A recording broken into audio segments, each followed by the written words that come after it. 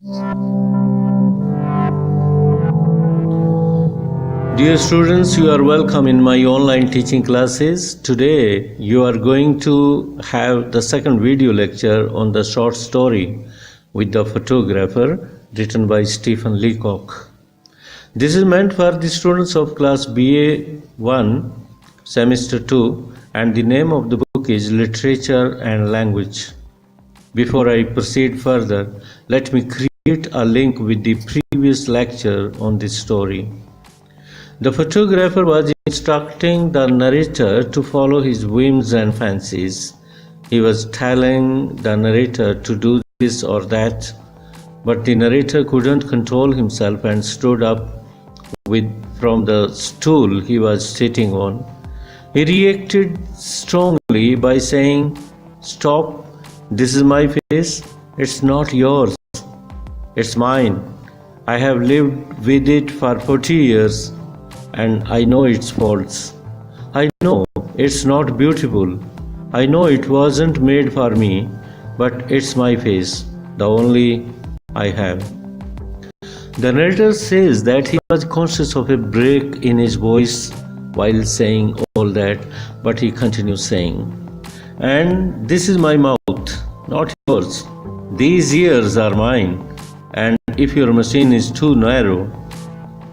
The narrator now started to rise from his seat. The moment he stood, he heard some sound. The photographer had pulled the string and he had indeed taken the photograph in animation. The machine was still shaking from the shock. "I think," said the photographer with a pleased smile, "that I caught the features just in a moment of animation." The narrator wanted to see the features. "Oh, there's nothing to see yet," he said.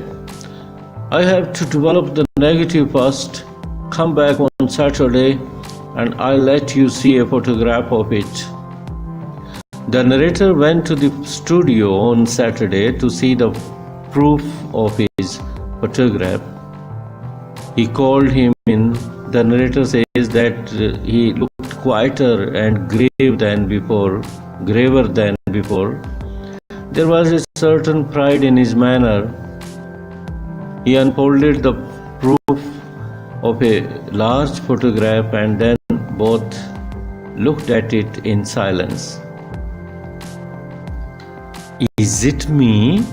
the narrator asked. "Yes," he said quietly, "it's you." And he went on looking at it.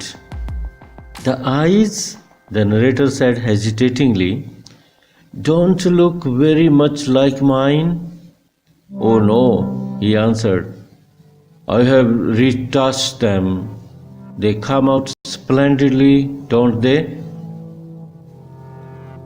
"Fine," the narrator said, "but surely my eyebrows are not like that." The photographer looked at the narrator's face for a while and then he said that he had removed them. At this, the narrator asked him with bitterness about his mouth that was lost on the photograph. "Is that mine?" "It's adjusted a little," he said. "Yours is too low." The narrator said that his ears give a good likeness, but the photographer says that he had a process of removing the ears entirely. "I'll see if—" "Listen," I interrupted, drawing myself up and animating my features to their full extent and speaking with a bitterness that should have blasted the man on the spot. "I came here for a photograph, a picture, something which, bad though it seems, would have looked me.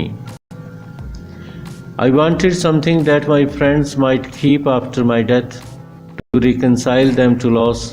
It seems that I was mistaken. What I wanted is not done. Go on then with your brutal work. Take your negative, or whatever it is you call it.